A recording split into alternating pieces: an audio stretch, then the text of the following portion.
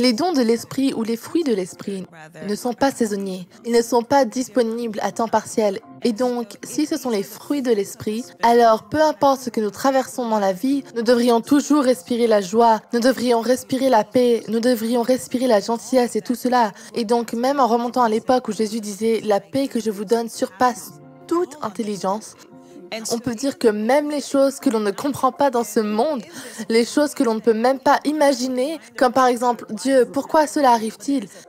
Mais il y a une paix qui est sur vous à cause de votre point d'ancrage. Même lorsque vous traversez une période de dépression ou de désespoir, il y a un récit que vous écoutez et qui est vrai, et il y a une pensée, il y a tout un processus de pensée qui se déroule. Alors, comment entendez-vous les pensées de Dieu? Vous la prononcez, c'est vrai. Et c'est magnifique parce que même en psychologie, l'une des façons de calmer l'anxiété est de se demander ce que l'on entend. Prenez le temps de faire une pause et de vous demander ce que vous entendez.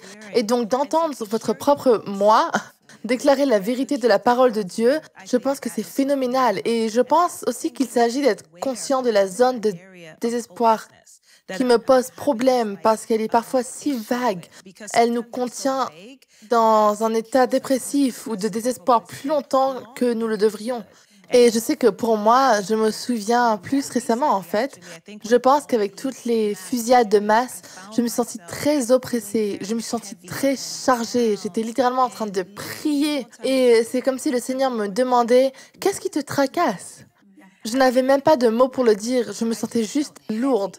Et j'ai dû prendre un moment pour me demander ce qui me dérangeait vraiment. Et c'était cette idée, Dieu, j'ai l'impression qu'il y a des gens qui vivent une perte en ce moment. Et plus je mettais des mots dessus, plus Dieu pouvait me parler et me donner de la sagesse. Et mon espoir est désormais ancré dans le Seigneur qui reconnaît que ses pensées ne sont pas les miennes. Il y a quelque chose dans le fait de prononcer à haute voix les promesses de Dieu. Et pas seulement cela, mais de parler à haute voix à votre Père. C'est vrai, parce que la prière, pour moi, me rend humble. Puisque parfois, quand vous êtes tellement habitué à peut-être à avoir des conversations sur vos plaintes, d'accord? Ça vous met dans un état d'esprit très étroit parce que vous ne pensez qu'à ça. C'est tout ce que vous voyez. Mais quand on prie, on est tellement humble parce que tout d'abord, je prie Dieu, je prie le roi des rois. Et c'est aussi mon Père.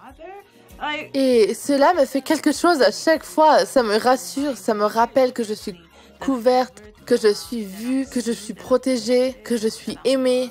Et donc, je pense que c'est pourquoi avec Jésus, quand les disciples ont demandé à Jésus de nous enseigner comment prier, et la devise de la prière était en fait de leur donner ce format de ce qu'il y a dans la prière. Et la toute première chose, c'est notre Père qui est aux cieux.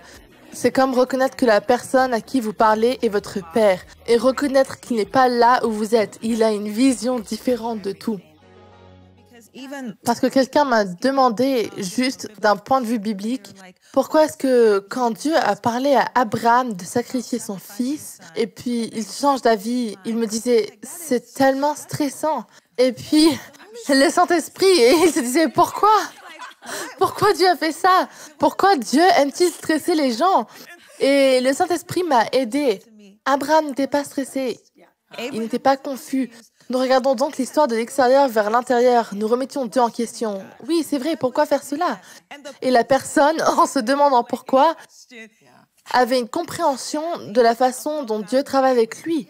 Vous savez, même quand on regarde Job, oui, Job a traversé certaines de ces saisons où il est entré en dialogue avec le Seigneur. Mais quand vous lisez Job, c'est comme, oh mon Dieu, je vais jeter l'éponge. Mais il l'a fait. Oui, c'est vraiment vrai.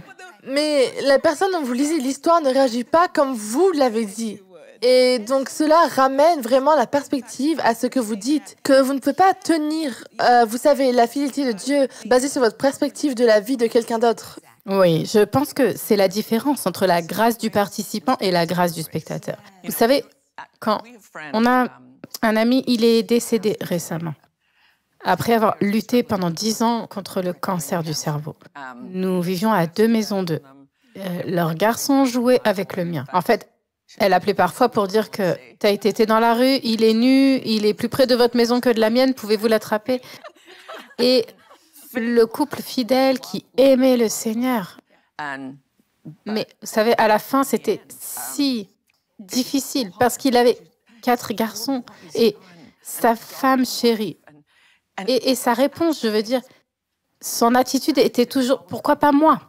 Vous savez, pourquoi je ne traverserai pas cela? Et peut-être que j'ai été mis sur cette terre pour cela. Et c'est là que j'ai compris qu'il y a une grâce du participant. Pour la personne qui est dedans, c'est vrai. La grâce du spectateur n'est pas la même. C'est comme si vous regardiez et vous vous disiez « Pourquoi, Seigneur ?» Parce qu'il fait confiance au Seigneur. Il a fait absolument confiance au Seigneur. Et je me souviens que le dernier jour où je l'ai vu, il est décédé quelques heures plus tard. Il était à l'hospice, il ne pouvait pas parler. Mais il a ouvert les yeux.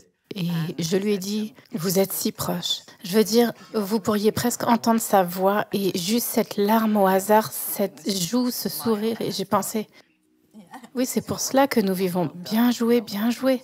Alors oui, je pense que c'est vrai. C'est croire que Dieu est toujours bon pour ceux qui lui font confiance. Quand on est au milieu de la souffrance, on se demande ce qu'il y a d'encourageant dans cette situation. Mais en fait, récemment, le Seigneur m'a enseigné ce que signifie être béni. Et dans la culture et la société, nous pensons aux bénédictions en fonction de ce qui est célébré. Personne ne célèbre la souffrance, c'est vrai. Personne ne se dit « Oh, waouh, c'est tellement génial, louons le Seigneur !» Vous savez, ce n'est pas comme ça. Mais la réalité, c'est que les épreuves de la souffrance, tout cela correspond aux douleurs de la naissance. Et ce sont des douleurs de naissance pour un témoignage, ce sont des douleurs de naissance pour la saison suivante de votre vie. Des douleurs de naissance pour ce qui est célébré dans la culture. Et donc, regardez cette souffrance, regardez cette saison ou quoi que ce soit qui se passe, comme un utérus, d'accord? Ce n'est pas un tombeau, ce n'est pas la tombe, ce n'est pas la fin de la vie. C'est vrai, mais comme un ventre ou quelque chose est en train de commencer ici, que Dieu l'utilise pour faire quelque chose dans ma vie. Et honnêtement, je dirais même que dans ces moments-là, lisez à propos de Jésus. Lisez vraiment son histoire. Son histoire n'était pas exempte de souffrance. Mais il y avait quelque chose de l'autre côté de ces souffrances, n'est-ce pas? C'était les douleurs de la naissance, de ce qu'il portait pour le monde. Il s'agit donc de revenir à ce lieu de vérité. Non pas ce qui est souffrance dans la culture, dans la société, mais ce qui est souffrance aux yeux de Dieu. Et quand on le voit, quand on a ce changement de perspective, cela change tout. J'ai réfléchi dernièrement à la façon dont les dons de l'esprit ou le fruit de l'esprit ne sont pas saisonniers. Ils ne sont pas disponibles à temps partiel. Et donc, si ce sont les fruits de l'esprit, alors peu importe ce que nous traversons dans la vie, nous devrions toujours respirer la joie, nous devrions respirer la paix, nous devrions respirer la gentillesse et tout cela. Et donc, même en revenant au moment où Jésus disait, « Vous savez, la paix que je vous donne surpasse toute compréhension », alors même, les choses que l'on ne peut pas comprendre dans ce monde, les choses que l'on ne peut pas imaginer comme « Dieu, pourquoi cela arrive-t-il ?» Mais il y a une paix qui est sur vous à cause de votre point d'ancrage, que votre confiance est dans le Seigneur. L'impact de votre vie, c'est un chemin étroit et donc, quand cela se présente, c'est pour moi les limites. Cela me rappelle que je dois rester dans les limites. Oui, du chemin que Dieu a tracé pour moi, pas le chemin que je pourrais inventer pour moi-même, pas le chemin que... ou même que les gens sont comme « vous devriez faire ceci » ou « vous devriez faire cela ». Lorsque l'on espère en Dieu, un mot est toujours une bénédiction pour moi, car il me dit « D'accord Dieu, je suis dans des limites fixées, mais si cela ne me convient pas, tu peux me l'enlever. Je veux rester dans les limites de ma vie afin d'être le plus efficace et d'avoir le plus d'impact possible avec le temps dont je dispose. » Mais je pense aussi, pour reprendre ce que vous avez dit, que cela nous aide à vivre avec la lumière de l'éternité et de penser à vivre presque avec un sentiment d'urgence. Non pas d'une manière émergente ou erratique, mais en restant suprêmement concentré sur ce dont vous parliez. C'est cela, le surnaturel sous-jacent. Dieu est à l'œuvre dans les coulisses. Il est dans tous les détails intimes afin d'accomplir sa volonté parfaite et son but. Et c'est, je ne sais pas, pour moi, je suis constamment en train de prier, Seigneur, enlève ma volonté. Je dépose ma propre volonté, je dépose mes pensées sur la façon dont ce jour, heure par heure, avec mes jeunes enfants, vous savez qu'ils sont en train de faire cela. Bien sûr, je vais me jeter par terre et faire une crise. Je ne vais pas vous dire avec mes mots que je ne peux pas faire ce que tu veux que je fasse. Je vais juste me donner en spectacle dans le magasin. Mais cela me rappelle constamment que mon travail pour le discipuler est de permettre à Dieu de me discipuler sur le chemin de « Ok, tu es à l'œuvre pour faire quelque chose de plus grand. » Et parce que mes voies ne sont pas tes voies, il s'agit de cette mise en place quotidienne, minute par minute, de déposer les choses que je veux. Et Seigneur, je suis prête à prendre en charge le manteau, la vision que tu as définie pour la vie que je suis censée mener. Oui, je le veux, j'en ai besoin, montre-moi. Laisse-moi marcher dans cette voie chaque jour. Parce que même l'un de mes versets préférés dit que les plans de l'homme sont nombreux, mais que c'est le dessein de l'Éternel qui subsistera. Et pour moi, c'est une encre. Parce que, vous savez, surtout quand on est créatif, on a beaucoup de projets. Je veux être inspiré par les arbres, par la respiration. Vous avez tellement de projets. Mais à la fin de la journée, reconnaître que c'est le dessein de Dieu sur ma vie qui tiendra. Parce que même quand on pense à l'Apocalypse, il y a une corrélation entre la fin des temps et le fait que l'anarchie abondera et que l'Évangile atteindra les extrémités de la terre et que la fin viendra. Et il y a donc une telle connexion où Dieu dit... Là où il y a des ténèbres, oh, maintenant vous devriez être la lumière parce que il y a quelque chose de contagieux à propos de cela et ça attirera beaucoup de gens à lui. Et donc je pense que même l'état de désespoir, parfois, pas seulement parfois, mais je crois que la façon dont Dieu l'utilise, c'est parce que le désespoir expose quelque chose. On ne peut pas être désespéré si vous avez la parole en vous. Alors elle expose le vide, elle expose ce qui est vide.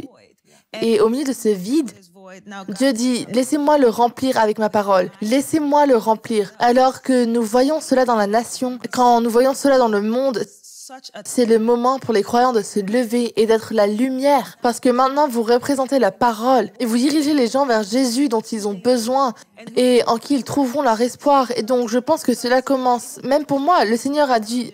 Je suis redevenue une étudiante dans ce domaine de la compréhension de l'espoir, où je regardais le monde et le Seigneur me montrait, il disait, ce que tu vois, c'est l'évidence de ce qu'il y a.